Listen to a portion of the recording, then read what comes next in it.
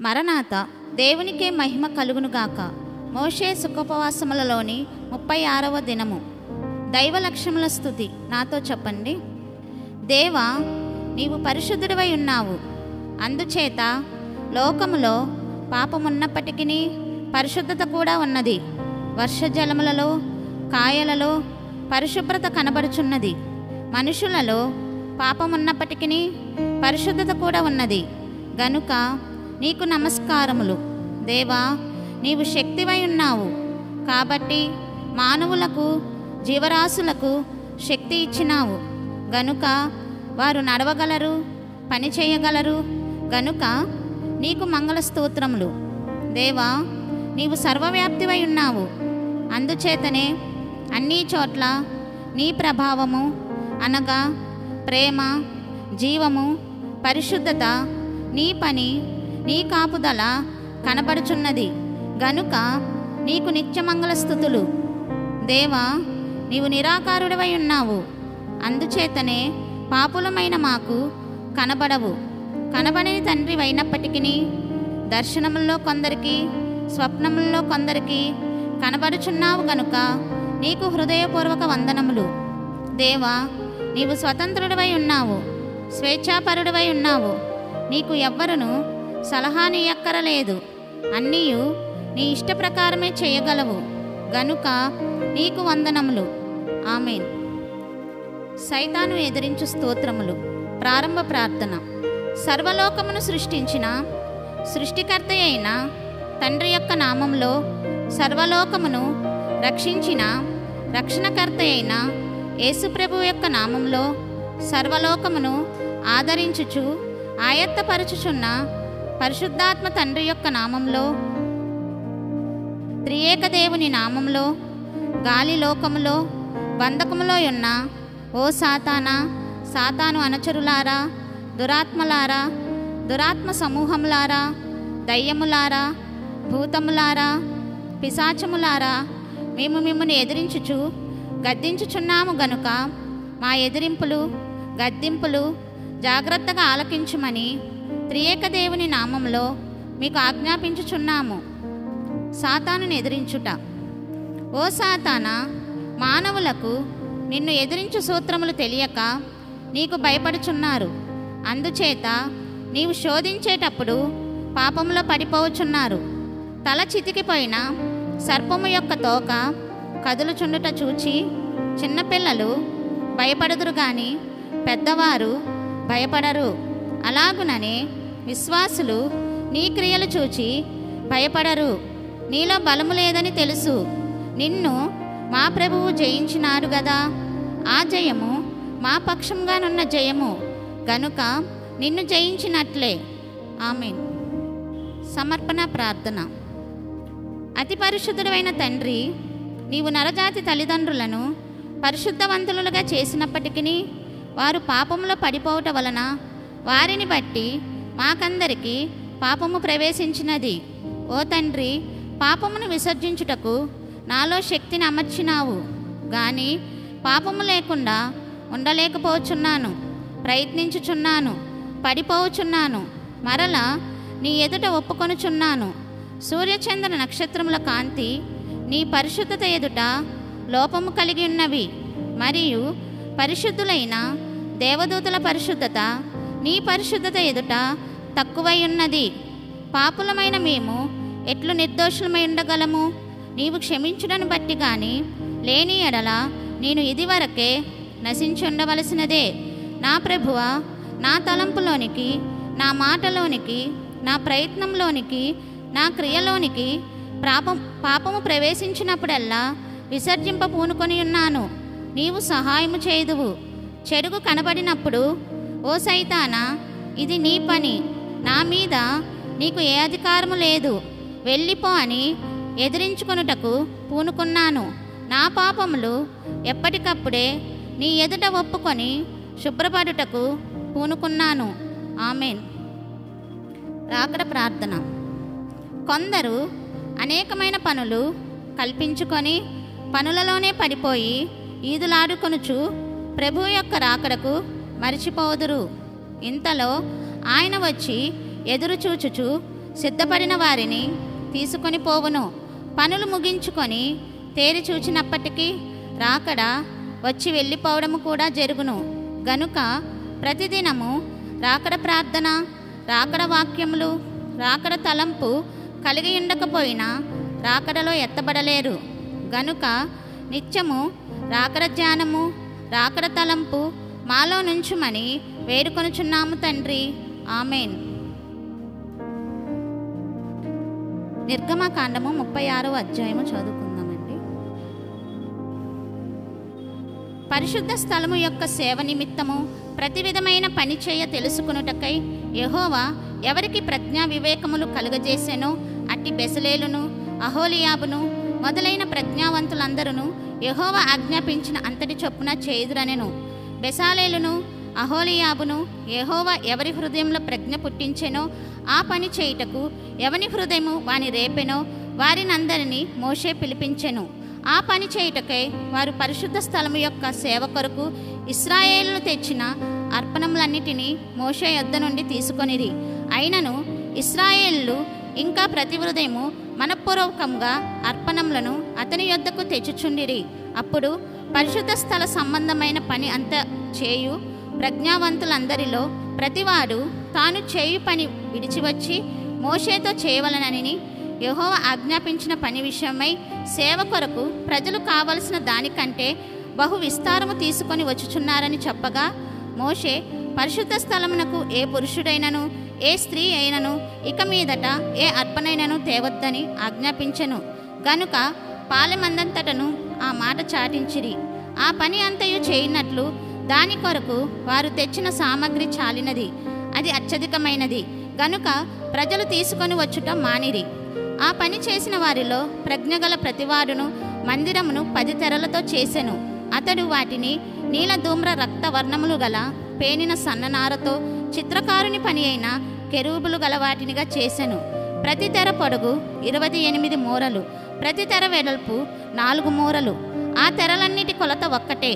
5 తెరలను ఒకదానితో ఒకటి కూర్చెను. మిగిలిన 5 తెరలను ఒకదానితో ఒకటి కూర్చెను. మొదటి కూర్పు చివరనున్న తెర అంచున నీలి నూలుతో కొలుకులను చేసెను. రెండవ కూర్పున వెలుపటి తెర అంచున అట్లు చేసెను. ఒక తెరలో 50 కొలుకులను చేసెను. రెండవ కూర్పునున్న తెర అంచున 50 కొలుకులను చేసెను. ఆ కొలుకులు ఒకదానితో ఒకటి సరిగా నుండెను. మరియు అతడి 50 బంగారు గుండీలను చేసి ఆ గుండీల చేత ఆ తెరలను ఒకదానితో ఒకటి కూర్చగా అది ఒక మందిరముగా ఉండెను. మరియు మందిరము మీద గుడారముగా మేక వెంట్రుకలతో తెరలను చేసెను. వాటిని 11 తెరలనుగా చేసెను. ప్రతి తెర పొడుగు 30 మూరలు, ప్రతి తెర వెడల్పు 4 మూరలు. ఆ 11 తెరల కొలత ఒకటే. 5 తెరలను ఒకటిగాను 6 తెరలను ఒకటిగాను కూర్చెను. మొదటి కూర్పు నందలి వెలుపటి తెర అంచున 50 కొలుకులను చేసెను. మరియు రెండవ కూర్పు నందలి వెలుపటి తెర అంచున 50 కొలుకులను చేసెను. ఆ గుడారము ఒకటిగా నుండునట్లు దాని కూర్చుటకు 50 ఇత్తడి గుండీలను చేసెను. మరియు ఎర్ర రంగు వేసిన పొట్టేళ్ల తోళ్లతో గుడారము కొరకు కప్పును, దానికి మీదుగా సముద్రవత్సల తోళ్లతో పైకప్పును చేసెను. మరియు అతడు మందిరమునకు తుమ్మకర్రతో నిలువ పలకలను చేసెను. పలక పొడుగు 10 మూరలు, పలక వెడల్పు 3.5. ప్రతి పలకకు ఒకదానికొకటి సమదూరములు గల కుసులు 2 ఉండెను. అట్లు మందిరం యొక్క పలకలన్నిటినీ చేసెను. కుడివైపున అనగా దక్షిణ దిక్కున 20 పలకలుండునట్లు మందిరమునకు పలకలు చేసెను. ఒక్కొక్క పలక కింద దాని 2 కుసులకు 2 దిమ్మలను, ఆ 20 పలకల కింద 40 వెండి దిమ్మలను చేసెను. మందిరం యొక్క రెండో ప్రక్కకు అనగా ఉత్తర దిక్కున 20 పలకలను, వాటి 40 వెండి దిమ్మలను, అనగా ఒక్కొక్క పలక కింద 2 దిమ్మలను, ఒక పలక క్రింద 2 దిమ్మలను చేసెను. పడమటి దిక్కున మందిరం యొక్క వెనుక ప్రక్కను 6 పలకలు చేసెను. వెనుక ప్రక్కను మందిరం యొక్క మూలలకు 2 పలకలను చేసెను. అవి అడుగున కూర్చబడి మొదటి ఉంగరము దాకా ఒకదానితో ఒకటి శిఖరమున కూర్చబడినవి. అట్లు 2 మూలలలో ఆ 2 పలకలను చేసెను. 8 పలకలుండెను. వాటి వెండి దిమ్మలు 16 దిమ్మలు. ప్రతి పలక క్రింద 2 దిమ్మలుండెను.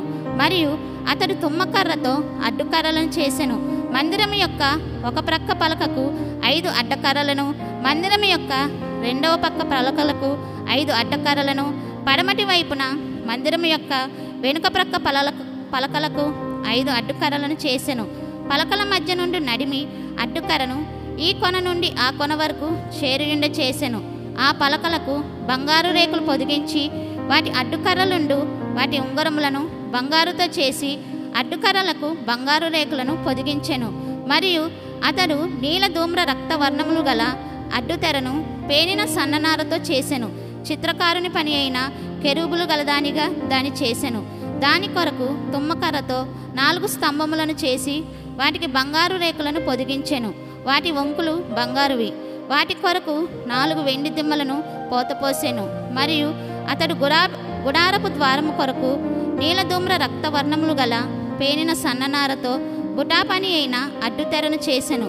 దాని 5 స్తంభములను వాటి దిమ్మలను చేసి వాటి బోధలకును వాటి పెందబెద్దలకును బంగారు రేకులను పొడిగించెను.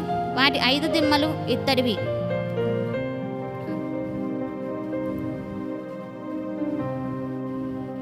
నిర్గమకాండము 20 నుంచి 40 అధ్యాయాల వరకు చదువుకుందాము. ప్రార్థన.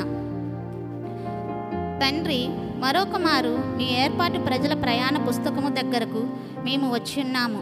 మాకు నేర్పించవలసిన సంగతులు నేర్పించమని యేసునామములో వందించుచున్నాము. ఆమేన్. 20వ అధ్యాయము.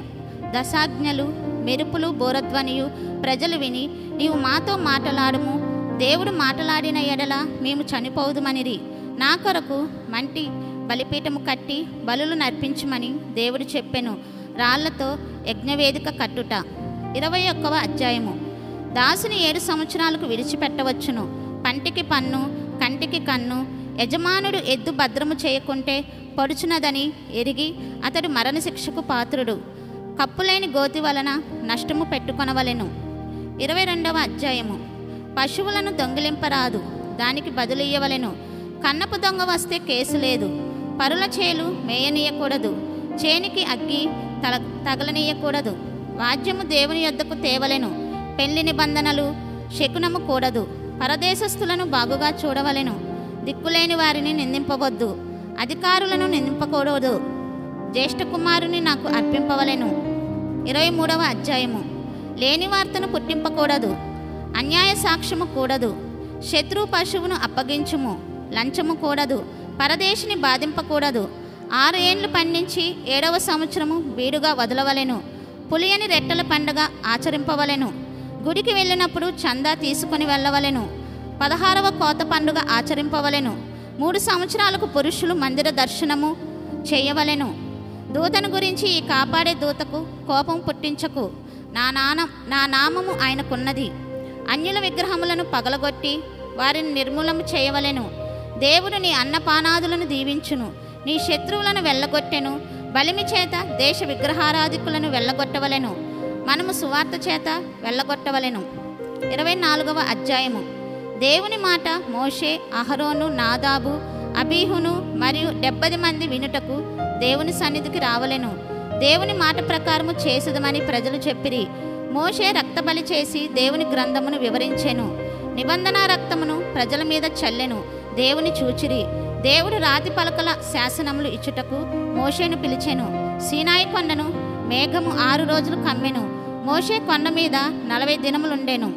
25వ అధ్యాయము. దేవుడు మోషేతో, ప్రజల వద్ద కానుకలు తీసుకొనవలెను. మీరు పరిశుద్ధ స్థలమును నిర్మింపవలెను. నేను కనబరిచిన రూపమును ఉపకరణ రూపమును నిర్మింపవలెను. మందసము చేయవలెను. కెరూబులను చేయవలెను. కెరూబుల మధ్య నుండి దేవుడు మాట్లాడును. సన్నిధి రొట్టెల బల్ల చేయవలెను. దీపవృక్షమును చేయవలెను. 26వ అధ్యాయము.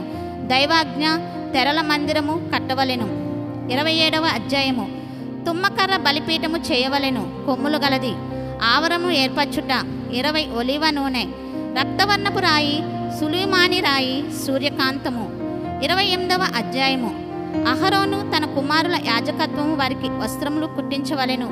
ఆ పనికి జ్ఞానాత్మ పరులు రావలెను. ఎఫోదు మీద దట్టి పాగా.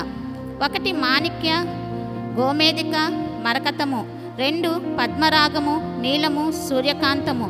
3 గారుత్మతము, యష్మురాయి, ఇంద్రనీలము. 4 రక్తవర్ణపు రాయి, సులీమాని రాయి, సూర్యకాంతము. 29వ అధ్యాయము యాజకులను ఏర్పరచు పద్ధతులు. దూడ పొట్టేలు అప్పడములు తేవలెను, నూనెతో అభిషేకింపవలెను. పాప పరిహారార్థమైన బలి, కోడెలోని గత్తర కాల్చివేయట, జంతురక్త ప్రోక్షణ, అహరోను అతని కుమారుల అభిషేకము నా మహిమ వలన పరిశుద్ధపరచబడును. 30వ అధ్యాయము ధూపవేదిక, దానికి కొమ్ములు, దానికి మోతకర్రలు చేయుట. అక్కడ నేను నిన్ను కలుసుకొందును. ప్రాణ పరిక్రయ ధనము, 1 ప్రొద్దుట, 2 సాయంకాల ధూపములు, ఏ అన్య ధూపము కూడదు. బి ద్రవ్య నైవేద్యములు అర్పింపకూడదు. సి పానీయము పోయకూడదు. కొమ్ములకై ప్రాయశ్చిత్త బలి చేయవలెను. గంగాళము, పీఠము, తైలము, అహరోను కుమారులకు అభిషేకము, ధూపద్రవ్యము, అది యెహోవాకు ప్రతిష్ఠితము, మందసము నెదుట నుంచవలెను. 31వ అధ్యాయము బెసాలేలు, ఈయన జ్ఞానాత్మ గలవాడు, చిత్రకార్యములు చేయగలడు. అహోలియాబు ఆయనకు జత, దాను గోత్రికుడు. విశ్రాంతి దినము ఆచరించుట నాకును మీకును గుర్తు. దేవుని వ్రేలితో రాయబడిన 2 రాతి పలకలు మోషేకిచ్చెను కొండ మీద. 32వ అధ్యాయము బంగారు దూడను చేయుట, యెహోవాకు పండుగ చేయుట. కొండ మీద దేవుడు మోషేతో దిగివెళ్ళుము, నా ప్రజలు చెడిపోయిరని చెప్పెను. దేవుడు, నీవు ఊరుకొనుము, వారిని నాశనము చేసి నిన్ను గొప్ప జనముగా చేతును. మోషే అందుకు సమ్మతింపడాయెను. మోషే యెహోషువ కొండ దిగిరి, పలకలు పగలగొట్టెను, దూడను కాల్చి వారిచే త్రాగించెను. ఏర్పరచబడిన వారు దుర్మార్గులు. మోషే అహరోను ఎందుకు ఇలాగు చేసితివనుట. అహరోను జవాబు, లేవీయులు మోషే ఆజ్ఞ చొప్పున 3000 మందిని చంపిరి. మోషే పాపక్షమాపణ నిమిత్తము ప్రార్థన, వారిని క్షమించకపోతే జీవగ్రంథమందు నా పేరు కొట్టివేయుము. 33వ అధ్యాయము దేవుడు, నేను దూతనంపి అన్యజనులను వెళ్ళగొట్టెదను. మీరు పాలస్తీనాకు వెళ్ళండి. నగలు తీసివేసిరి. ఇశ్రాయేలు తమ డేరాలు ద్వారముల యొద్ద నిలవబడగా వెలుపటనున్న గుడారంలోనికి దేవుడు వచ్చి మోషేతో మాట్లాడెను. ప్రత్యేకింపబడిన జనము బండ సందుల్లో నుండి దేవుని సన్నిధికి రావలెను. మోషే దైవ మహిమ చూచెను. 34వ అధ్యాయము 2 రాతి పలకలు, సీనాయి శిఖరం మీద మోషేతో మాటలు, దేవుని నిబంధన. ఇశ్రాయేలు ఎదుట ఎవరు నిలవరు. అన్యుల విగ్రహముల ఎడల జాగ్రత్త, పరజనులతో నిబంధన చేసుకొనవద్దు. పొంగని వాటి పండుగ, 7 దినములు పొంగని వాటిని తినవలెను. పశువులలో మొదటిది నాది. దేవుని సన్నిధి వట్టి చేతులతో రాకూడదు. విశ్రాంతి దినము ఆచరింపవలెను. సంవత్సరమునకు 3 మారు పురుషులు దేవుని సన్నిధిని కనబడవలెను. ప్రథమ ఫలము తేవలెను. కొండ దిగినప్పుడు మోషే ముఖ చర్మము ప్రకాశించెను. 35వ అధ్యాయము విశ్రాంతి దినము కట్టడలు, అర్పణములు అన్ని విధములైనవి తీసుకొని రండి. వివేక హృదయుల పని, గుడారమునకు కావలసినవన్నీ ప్రోగు చేయవలెను. హృదయ ప్రేరేపణను బట్టి ప్రజలు అర్పించిరి. స్త్రీలు తాము వడికిన నూలు తెచ్చిరి. బెసాలేలు చిత్రమైన పనికి దైవాత్మ పూర్ణుడాయనను. 36వ అధ్యాయము నానా విధములైన గుడారపు పని చేయుటకై బెసాలేలు వంటి వారిని మోషే పిలిచెను. కానుకలు అత్యధికమైనవి గనుక మానిరి. తెరలు, కొలుకులు, గుండీలు చేసెను. తెర 112 మూరలు, కప్పు తెర 120 మూరలు మేక వెంట్రుకలతో. పలకలు చేయుట 20 అడ్డు తెరలు. 37వ అధ్యాయము మందసము చేసెను. కరుణాపీఠము, బల్లను చేయుట, దీపవృక్షము, ధూపవేదిక. 38వ అధ్యాయము దహన బలిపీఠ నిర్మాణము, ఇత్తడి జల్లెడ, ఇత్తడి గంగాళము, ఆవరణ నిర్మాణము, యవనికలు, స్తంభములు. 39వ అధ్యాయము ప్రతిష్ఠిత వస్త్రములు కట్టుట, ఏఫోదు చేయుట, భుజఖండములను చేయుట, లేతపచ్చలు చేయుట. ఇశ్రాయేళ్ల పేర్లు వాటి మీద చెక్కబడెను. పతకములోని 4 పంక్తులు, మాణిక్యము, గోమేదకము, మరకతము, పద్మరాగము, నీలము, సూర్యకాంతము, గారుత్మతము, యష్ము, ఇంద్రనీలము, రక్తవర్ణము, సులీమాని, సూర్యకాంతము. దానిమ్మ పండ్లను చేయుట, గంటలను చేయుట. అహరోను వాని కుమారులకు దుస్తులు, కిరీటము. దానిమీద యెహోవా పరిశుద్ధుడు. గుడారపు పని పూర్తి ఆయను. దైవాజ్ఞ ప్రకారము ఇశ్రాయేలు చేసినందున దీవించబడిరి. 40వ అధ్యాయము ప్రత్యక్షపు గుడారము నిలవబెట్టుట. 1వ నెల 1వ దినము.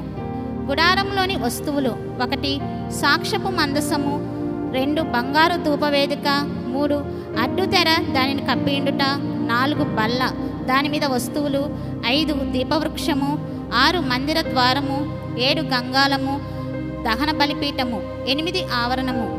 అభిషేక తైలముతో మందిరమును వాటిలోని సమస్తమును ప్రతిష్ఠించి అభిషేకించవలెను. దహన బలిపీఠమును కూడా ప్రతిష్ఠింపవలెను. గంగాళమును కూడా అహరోను ప్రతిష్ఠించవలెను. ఆయన కుమారులకు అభిషేకము 2వ సంవత్సరము మొదటి నెలలో మందిరమును నిలవబెట్టవలెను. మందసములో శాసనపు పలకలనుంచెను. దాని మీద కరుణాపీఠము మందసము కప్పెను. లోపటి బల్ల మీద సన్నిధి రొట్టెలుంచెను. బంగారు ధూపవేదిక మీద పరిమళ ద్రవ్య ధూపము, దహన బలిపీఠము మీద నైవేద్య సమర్పణ చేసెను. గంగాళములో నీళ్లు పోసెను. షెరా ఆవరణ ద్వారపు తెరవేసెను. మోషే తన పని సంపూర్తి చేసెను. మేఘము గుడారమును కమ్మెను. అప్పుడు దైవ మహిమ మందిరములో వ్యాపించెను. యెహోవా ఉన్నందున మోషే ప్రత్యక్షపు గుడారంలోనికి వెళ్ళలేకుండెను. మేఘము పైకి వెళ్ళినప్పుడు ఇశ్రాయేలీయులు ప్రయాణమై వెళ్ళిరి. పగలు మేఘము, రాత్రి అగ్ని ఆ గుడారం మీద ఉండెను. దీవెన. అలాగూ దైవ ప్రసన్నత సన్నిధి మీలో నిత్యము ఉండి ఈ 40 దినములు ఆయన సన్నిధి కాంతిలో మిమ్మును సంచరింపచేయునుగాక. ఆమేన్. పరలోక ప్రార్థన. పరలోకమందున్న మా తండ్రి, నీ నామము పరిశుద్ధపరచబడునుగాక. నీ రాజ్యము వచ్చునుగాక. నీ చిత్తము పరలోకమందు నెరవేరుచున్నట్లు భూమి అందును నెరవేరునుగాక. మా అనుదిన ఆహారము నేడు మాకు దయచేయము. మా ఎడల అపరాధములు చేసిన వారిని మేము క్షమించిన ప్రకారము మా అపరాధములను క్షమించుము. మమ్మను శోధనలోనికి తేక కీడు నుండి మమ్మను తప్పించుము. రాజ్యము, శక్తి, మహిమయు నిరంతరము నీవై ఉన్నవి. ఆమేన్. మరణాత.